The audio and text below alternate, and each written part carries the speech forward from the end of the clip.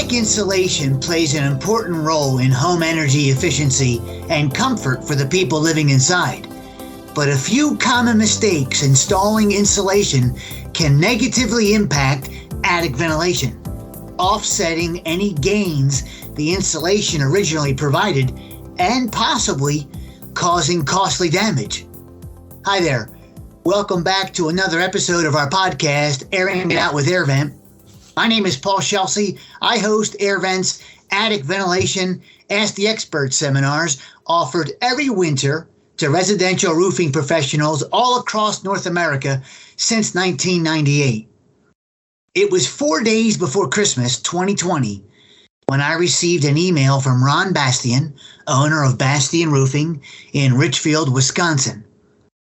The email included a series of photographs showing significant wood rot in a roof deck and a short note Ron had written. The note read, "The insulation is packed tight to the bottom of the roof deck and caused a lot of rot in 4 years. We did this roof 18 years ago and someone came along since to add insulation. It's not fun tearing up my old work. This is not the Christmas present the homeowner wanted, I'm sure." To talk more about the wood rot, tearing up his old work, and some of the common attic insulation mistakes affecting attic ventilation, let's welcome to the podcast our guest, Ron Bastian. Ron, welcome to the show. Thank you for having me, Paul. Thank you, Ron. Thank you very much. There is nothing worse than tearing apart your own work after 18 years. I can only imagine, Ron. I'm not a contractor, but I've talked to many of them, including you, and I can imagine that's got to be frustrating. Yeah, it's something to deal with every now and then. And this is one of a homeowner friend that I've made over the years, and telling him that somebody screwed this whole thing up is hard to explain to a homeowner. And then when you tear it apart and get into it, it's a mess. Oh, boy. Ron, to set the table for our listeners, please, I want them to know that I've known Ron for many years. Ron is a frequent contributor of tips and content AirVent uses on our website, social media platforms, our seminars. In fact, this story that we're about to elaborate on is being shared in our current series of seminars. So thank you, Ron, for always sharing with AirVent. You're welcome. I enjoy it. Ron, AirVent often hears from roofing professionals like yourself that when the attic insulation is installed, it blocks the intake vents.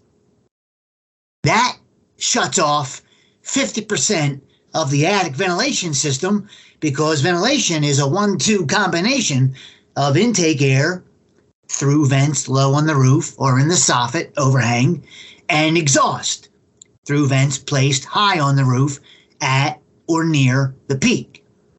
The reality is, without intake airflow, the attic really has no ventilation. Ron, how common would you say is insulation blocking the intake vents as you see it in the field?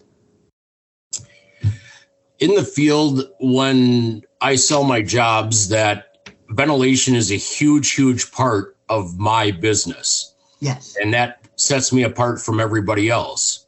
Now, the job we just did last week, and this is kind of a little off of this, but when we got into it, there is one section of cathedral ceiling that is solid packed. The plywood above it was rotten. This roof had 3 layers on it, so it's been a long, long time. And we ended up replacing the roof deck again. So when you're saying how often does it happen, to me, I don't know if I have the magic shoe, but I get drawn into these jobs because I don't think anybody else wants to do them. It's too much of a project for them. So it sounds like, Ron, so when it happens, it's quite an undertaking to get it corrected.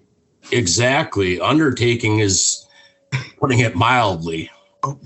The edge vent that we're putting on, we're using on a lot of jobs, with your product. I love it.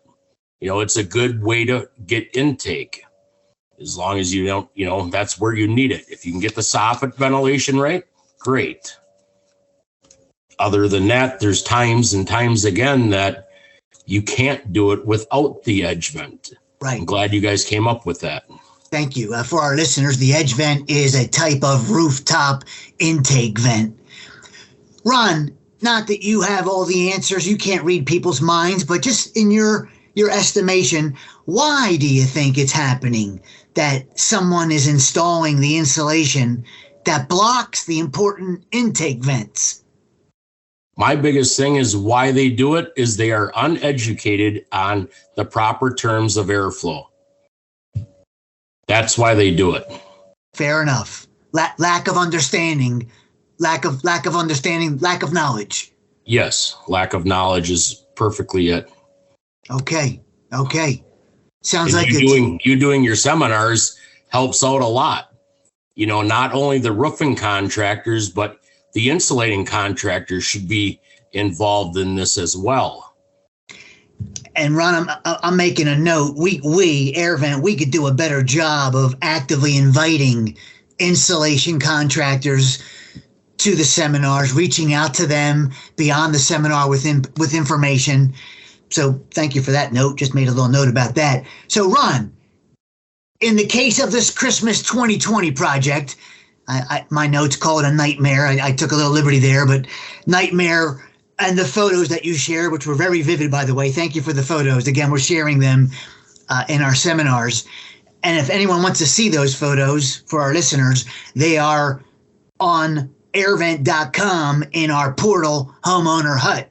It's one of our content segments, courtesy of Ron. So, Ron, the insulation was not a problem when you did the roof 18 years ago. When you put on that new roof, whatever insulation was in place, I got to believe it was satisfactory at that time.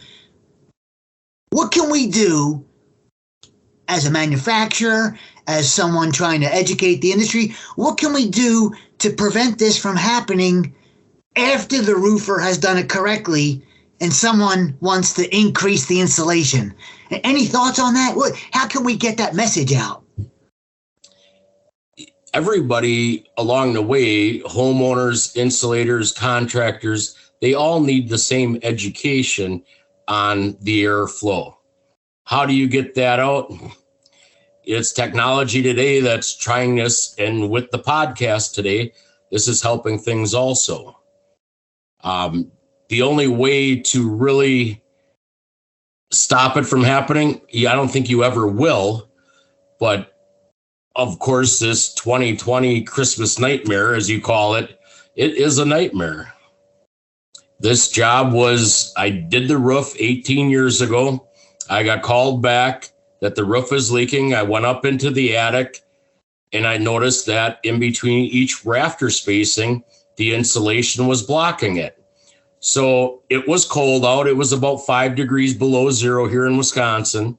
Woo. I grabbed a 1x2 and I tried to pull some insulation out from in between the rafter spacings. I was actually pulling frozen chunks of insulation the size of softballs.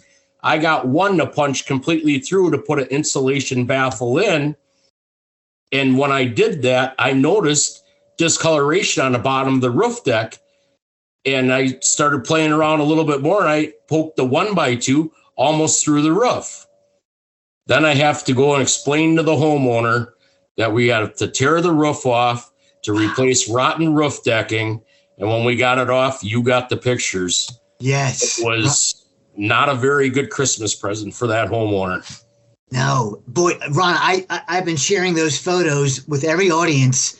And when I first received them, I said, boy, this instantly tells the story of what could go wrong. All that rotted wood. Ron, you mentioned it briefly. What triggered the phone call nearly 2 decades later? Do you recall the exact point of the call, the reason for it? The point of the call is he thought that he had a roof leak along the outside edge of his home in the bathroom because he noticed some bubbling of the paint. And he's like, there's got to be water coming in here somehow. And I went up into the roof to see from the bottom side, water leaves a stain. So if it's coming through a roof board, you would see it. Well, the insulation was jammed up so tight that I couldn't see the bottom side of the roof deck out towards the gutter edge. Right. And that, that's why I got the 1x2 and tried to pull the insulation back so I could see. Well, when I finally did see and noticed it was rotten, it was hard to tell the homeowner, hey, we got a bigger problem than just the roof. The original, yes, boy. Sharing the pictures with the homeowner as I was progressing with the roof aspect of it, and he's seen those. Then he left his job. He came home and seeing on the tarps on the ground below the damaged roof decking that we were ripping off. And he's just like, I can't believe that happened. That insulation, Paul, was packed so tight, I called it concrete because it was jammed in that tight. That tight. Concrete. Yes, it was so saturated that we ended up removing all of that. We sprayed the backside of his drywall in the Visqueen that was on there, tried to take any moisture, residue, whatever was out of there, put insulation baffles in, put new insulation in where we could, put the new roof boards on, put the ice and water shield, shingled it back up, and baffles in each one of those spacings. Not only the back of the house, the front of the house, the sunroom out the back was all the same way. And it was all done roughly 3 years before I got the phone call. That's when the new insulation was put in. Okay. So the homeowner told me. So in 3 years, that was caused. Constant winter, summer. The whole thing about it is when it rotted, it just constantly stayed wet, never dried out, never had an opportunity. They had plenty of soffit vents in underneath the overhang. Okay. Well, we upgraded that also. We cut the wooden soffit out. We put 100% ventilated soffit in there, when we left the job the second time now. So now the homeowner should be good for another 30 years. We put the roof on, and it was 18 years later. We're back there. Now we're putting a second roof on. It's just not fun doing your work over again. No, especially when it was fine when you left it. The first time when we left it, it was fine. There was no problems. Boy. Now we came across a bigger problem. Mm-hmm. So Ron, you're helping us at AirVent relay to the industry, for those in the audience, this podcast, don't compromise the flow of air while boosting the insulation. You can boost the insulation, but you got to keep the intake vents clear and free. Correct. So thank you, Ron. Thank you for sharing that. If I can, Ron, I'd like to segue to another mistake beyond blocking the intake vents as it pertains to insulation. And that is not installing the correct R value, R as in Robert, for those listening that are not familiar with R value. They're not installing the correct R value of insulation. And R value is the insulation's ability to resist the heat traveling through it. The higher the R value, the better the thermal performance of the insulation. And there's a map you can find online indicating the recommended R values. I'm in Texas right now. Ron, my guest, he's in Wisconsin. So there's different R values based on where you are. Colder climates are different than warmer climates. So Ron, as it pertains to R value, we've heard from roofing contractors who upgraded the attic ventilation for the homeowner because it was previously underperforming, but the homeowner would not agree to improve the R value of the insulation, and that can lead to trouble. And that's what we've heard from contractors, specifically with improved attic ventilation, more air is flowing through the attic, and that's a good thing. Attic airflow helps to fight heat buildup, moisture buildup, ice dams if you deal with ice dams. But if the R value of the insulation is not suitable for the specific climate zone, it can lead to thermal inefficiencies for the house due to this increased airflow in the attic. Some homeowners will call and complain to the roofing contractor, blaming the upgraded attic ventilation. The ventilation is not the problem. The solution is to always match the R value of the insulation to the specific climate zone where the house is located. And during an attic ventilation evaluation, always double check the attic insulation. That's a long explanation to get to you, Ron. Thank you for your patience. Do you have experience, Ron, in the field with that scenario? That scenario I try to explain to homeowners. Homeowners do not understand what an R value is. How does a contractor explain to a homeowner R value the rate of loss for the insulation? Then they kind of start understanding that. Then you go into a little more detail. You educate the homeowner on why you're doing and why you're saying what you need to do. When you do that, then the homeowner understands now you're totally separated from Joe Schmo roofing. Now you're on your own pedestal. So now they're going to listen to you. This is what you want to do. When I sell my job, I get the proper ventilation. I do an inspection of the attic. When I do the inspection of the attic, I tell them after I get this done, after I do your project, it is your responsibility to contact an insulator because I do not do insulating.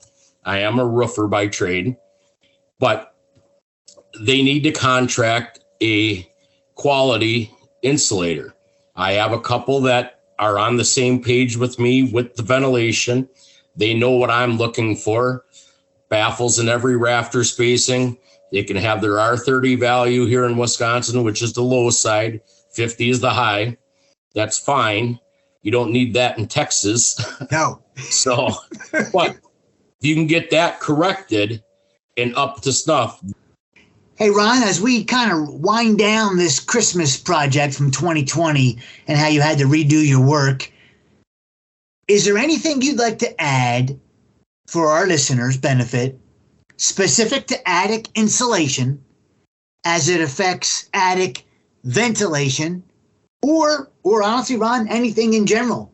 I know you've already kind of teased about separating yourself from the competition, but is there anything you want to add about today's topic or in general? A good contractor should never skip the attic inspection. I see a lot of other contracts that homeowners get. I love being the third person there at any one of my meetings with the homeowner. Let two other contractors get there first. I will show them in writing. I will show them through my iPad. I will show them through literature why I'm doing what I'm doing. These other guys that gave them the price, that is, I'm sure, lower than mine. And I'm not upselling myself, but I'm giving the homeowner what they need and giving them a good quality product with all of the warranties. If you skip the warranty of proper ventilation in an attic, you have no warranty on your roofs. End of story. That's it. The shingle manufacturer can walk away if there was a problem with the shingles. That's my biggest thing. And that's what I'm doing. I'm protecting that house for the next 30 to 50 years of its life. That's my job. So with the attic insulation, don't skip that part. Look at it. Determine it. If you're not a professional insulator, like I am not, right? But I can tell you, if I can see the ceiling joists in between the rafters, hey, there's not adequate amount here. So then you hire somebody that you trust to do the right job for the homeowner, refer them to the homeowner. You did a job. You did a great job for them. The person you referred is going to do a great job for you that will come back to you and keep you in up and up with a friendship with the homeowners. That is the best way to practice my business. Thanks for sharing that, Ron. Ron, to put you on the spot, during the seminar segment, Overcoming Homeowner Resistance and Price, that's one of our topics, I've been sharing a real example from your work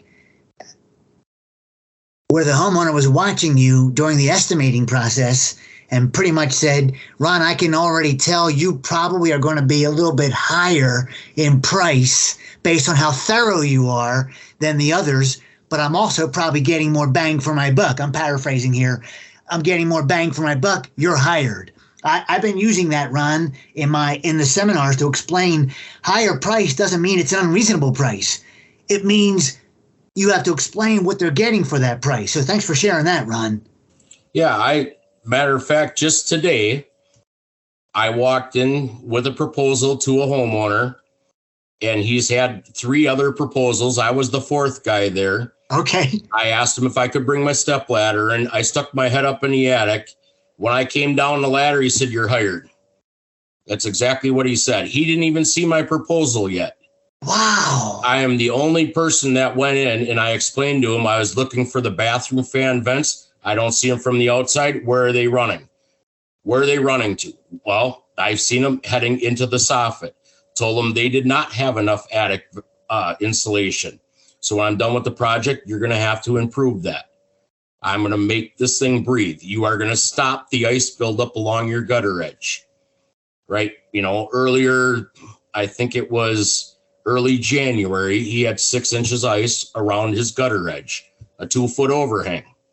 In Wisconsin, that's kind of normal. A lot of people get it, but I want to help reduce that. Sure. And he did not have enough soffit ventilation.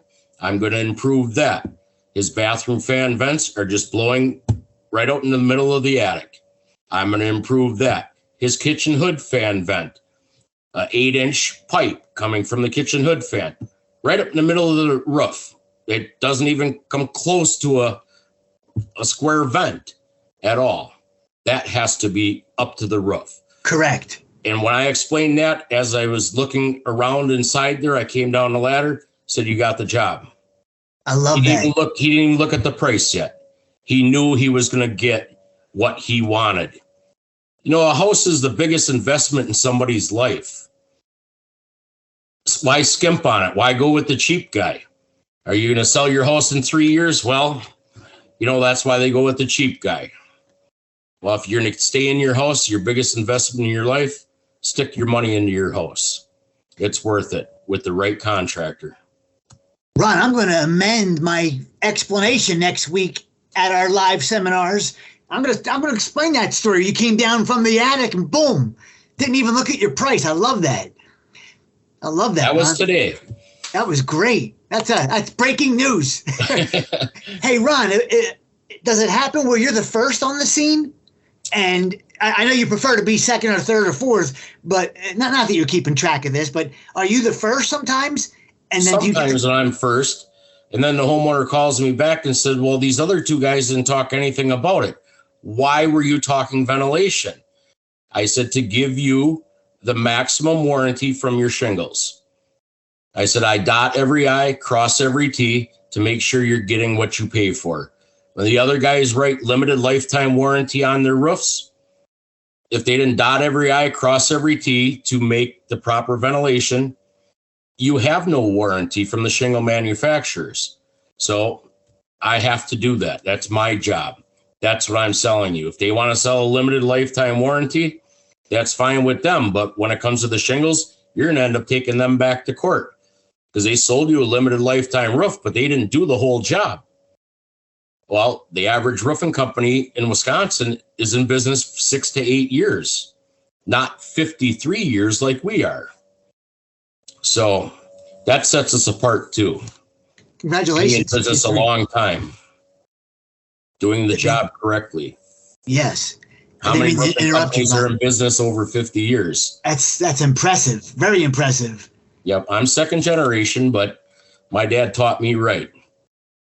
Do what you would do on your own house to somebody else's.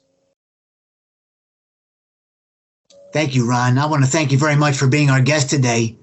You always generously share with me your time, your photographs, your tips. Keep them coming. We love them. On behalf of AirVent, the industry, and homeowners, thank you, Ron. You're welcome. Thanks for having me. I enjoyed it. We enjoyed it too. Thank you, Ron. Attic insulation is very important for the thermal efficiency of the home and indoor living comfort. Give it its due attention and make sure it does not negatively impact the attic ventilation. Well, that wraps up this episode. Please leave a review on YouTube or whatever platform you used to listen to this episode. Be sure to let us know if there's a topic you'd like us to cover in future episodes. Maybe you'd like to be a guest one day like Ron was a guest. Drop us a note on the podcast page of our website, airvent.com. You can also reach out to us on Facebook, Twitter, and LinkedIn. And please come back for more Airing It Out with AirVent. I'm Paul Pscelsi. Thanks for listening.